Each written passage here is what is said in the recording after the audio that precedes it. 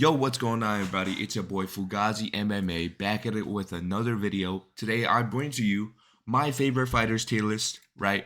Um, this is something that's like real simple. You could do this yourself. UFC.com/fan rankings. Right? We're just gonna jump right into it.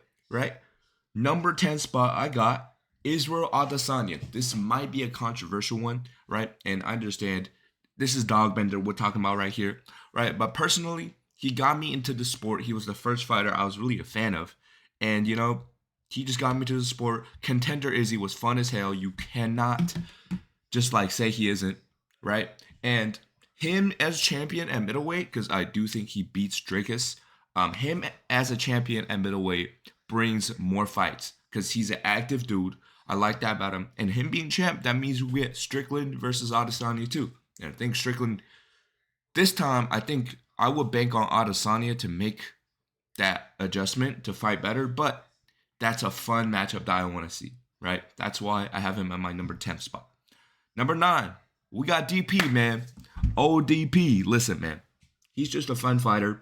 When I shadow box, I be fighting like DP, right? His boxing's so clean. The way he doesn't swivel his hips just looks so like interesting, I am rooting for him against Islam, even though he is gonna get slaughtered. But yeah, man, he's had a really fun career. That's why I got him at number 9. And he's just entertaining, dude. When you have DP on a card, you're like guaranteed something fun. So that's why. At number 8, Diego Lopez, man. Listen, I watched every one of his UFC fights, right? Including that contender fight. And I'm just happy this dude is like here. He's like Charles Oliveira 2.0, right? He's in his prime. He's coming up. He just beat the toughest opponent so far. So I'm interested to see his rise at featherweight. I think he could be a future like title challenger. I think he's that good. I want to see that Evloev rematch. Yeah. Number 7, we got Cheeto. He's just a fun dude. Like his fight versus Font is one of my favorite fights of all time. Because when this dude is on and he actually throws shots, he's so good. But then he'll just not show up.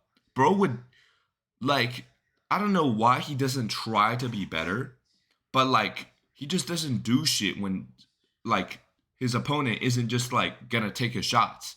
When they're his size, like Sandhagen, like O'Malley, he just gets beat up. He just doesn't do anything. It's so frustrating, but it's true. But he's a fun guy. I don't like the way he copes, but I like his ties to the music world. I think he's a very hip dude. And I like him when he actually fights. And I think he probably beats Figueiredo. Number 6, we got Yuri, man. Come on. You gotta like Yuri. Like, it's literally Yuri, right? Mr. Yuri himself, he's just a fun guy. I like the way that he lives, his lifestyle. Like, it's interesting. You need characters like this in the UFC, right? He's actually fun, and his fights are amazing. Bro is literally a samurai. Like, he fights a little retarded. Like, don't get me wrong, but I still like him as just a fighter. He's just fun, man. So, number 6, I wanted to see him against Jamal Hill at 303. That would have been perfect, but I think Yuri was just like living in darkness for 3 days, so that didn't happen. But yeah, moving on. Number 5, we got Petr Yan, man. Listen, if you're a real MMA fan, you like Petr Yan. He's literally one of the funnest fighters. He's just a cold killer. I'm glad he's back, but it's unfortunate because his career just got like ruined by, like these tough matchups, like the Aljo fight, the Sean fight. If that fight was 5 rounds, I think Petr would have beaten him. But now he's in this position where he's coming off a comeback win, but I don't think he's going to beat Marab. I don't think he beats O'Malley. And I think he's going to have a lot more injuries. He's a little older into his career. And it's just unfortunate. I think he could beat O'Malley, actually. I take that back, but I just don't think he beats Marab. I think that style matchup is just impossible for him. But yeah, man, he's just fun, clean, and crisp. And when he fights, dude, like, he beats people up. Moving on. Number 4, we got Volk. Listen, it's literally Volk, right? I hate he's so stubborn, but he's my Pookie Bear. I saw him get knocked the fuck out live at UFC 298 at Anaheim. I was in the arena. And yeah, man, that was such a crazy moment. I think he is gonna lose to Ilya if they fight again, and I think that he's gonna fight until he gets knocked out like 4 times in a row or something, which is unfortunate. But he's just so good, such a stand-up dude, and yeah, man, can't not love Volk. Number 3, we got Pereira, right?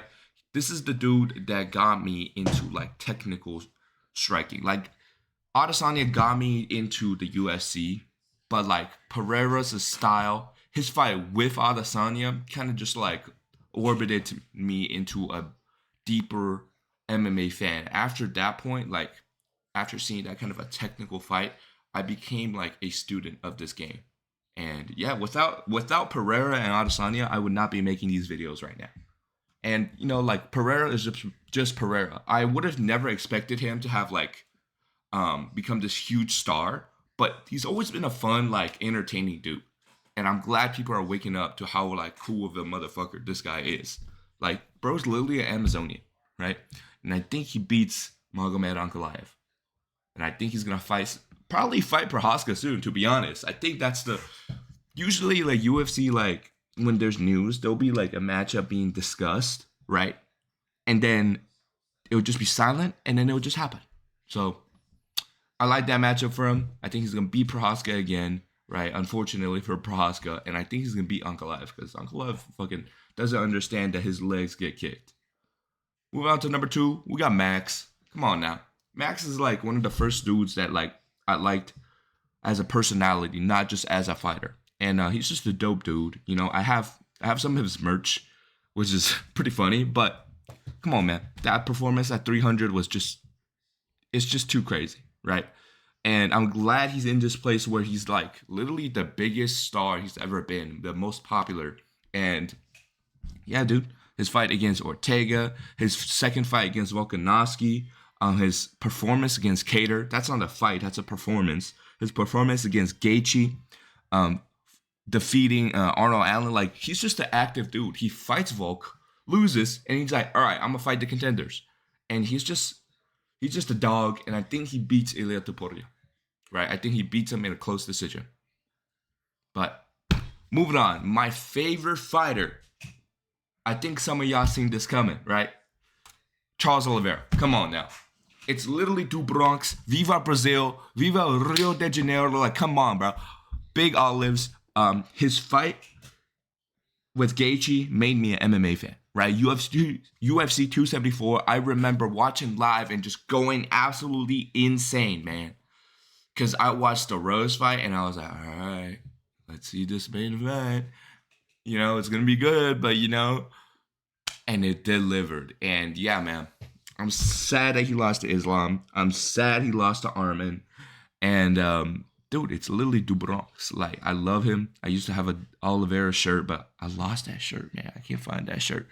I think he beats Gamrot, and he's just the most entertaining lightweight, right? He's super skilled. I don't know why he has his fight style, but it's entertaining to watch. I love his jiu-jitsu. I love his striking. When he's on, he's the fucking best lightweight on planet Earth, right? But I don't think he beats Islam, let's be honest here. I'm going to be real. But you got to love Du Bronx. But yeah, man, that's been my yap sesh about my favorite fighters in the UFC. Let me know what y'all think in the comments, right? Drop a like and make sure to subscribe. Peace out.